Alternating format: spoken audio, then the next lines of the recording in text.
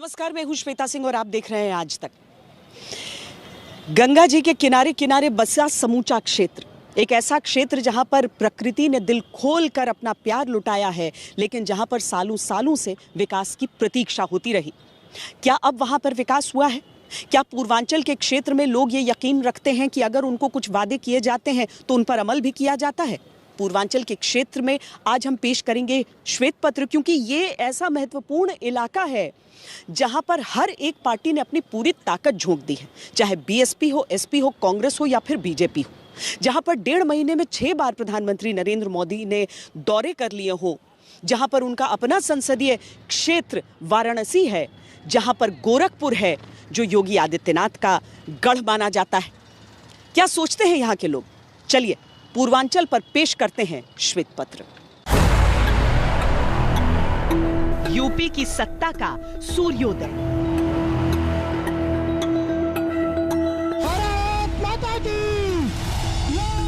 जिसे जनादेश दे वो अजय। भारत माता की।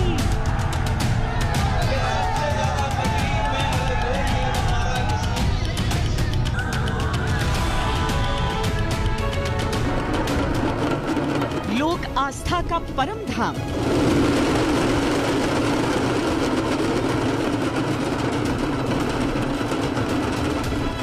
हर हर के स्वर संग श्री राम। हर हर महादेव। आपको यहाँ अपने अतीत के गौरव का एहसास भी होगा।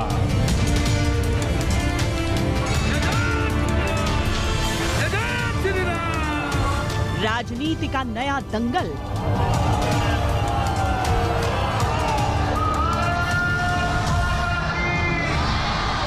ये है पूर्वांचल।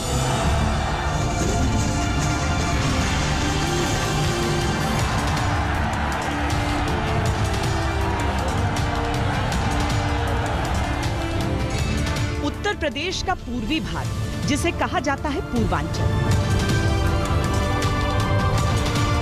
इसी पूरब से बहने वाली हवाएं लखनऊ की सत्ता का रुख तय करती हैं। जो विकास कराएगा, जो सुरक्षा देगा, जो समृद्धि का मार्ग लेकर के आएगा, वही सच्चा प्रतिनिधि और वही सच्ची सरकार बननी चाहिए। भारतीय जनता पार्टी को इस बार जाना होगा। यही पूर्वांचल अब राजनीति की धुरी बन गया है।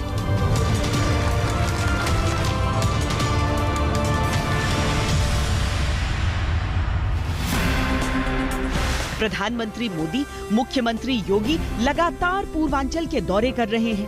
काशी में बीजेपी के बड़े नेताओं ने शक्ति प्रदर्शन किया है। अखिलेश ने पूर्वांचल को साधने के लिए विजय रथ यात्रा शुरू की है। सोशल इंजीनियरिंग के जरिए चुनाव जीत चुकी मायावती ने इस बार पूर्वांचल से ही ब्राह्मण सम्मेलन शुरू किए हैं।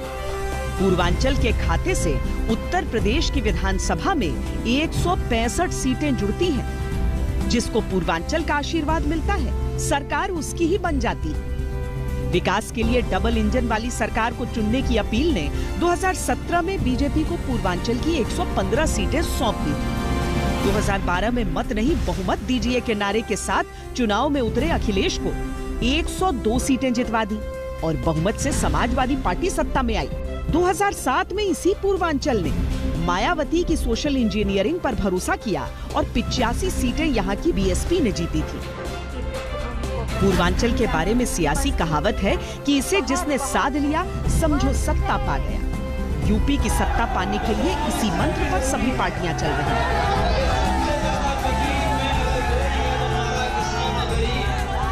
पूर्वांचल के जातीय धार्मिक समीकरण राजनीति के लिए उपजाऊ जमीन तैयार करते हैं। धर्म के इसी मर्म को समझते हैं बीजेपी के सबसे बड़े नेता प्रधानमंत्री नरेंद्र मोदी।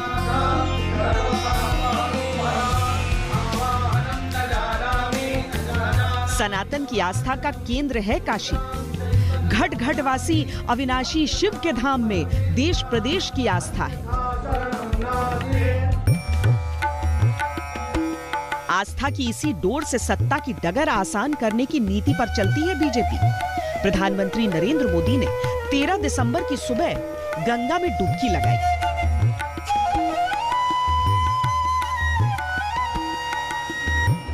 जल कलश लेकर शिवधाम में प्रवेश किया तो सिर्फ शिव भक्ति का नहीं, हिंदुत्व की राजनीति का संदेश भी दिया।